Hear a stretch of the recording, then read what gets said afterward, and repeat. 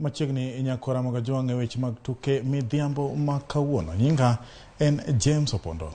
Jaloch tuke mag adhula e lig maduong' mar Kenya season mokalo Tusker FC onyieo jotugo kowuok e klepe ma pacho kae ka giketo ikruok ne tukegi maduogo kochakore tarik 10 dwe manyien. Jatugo machon mar Wazito FC Eric Otieno jabaka mosebedo katugo ne klab mar Karibangi Sharks kuom higni 4, Tom Teka to kod Benface Kajos Onyango mosetugo ne klab mar Sharks oriwore kod Tusker FC.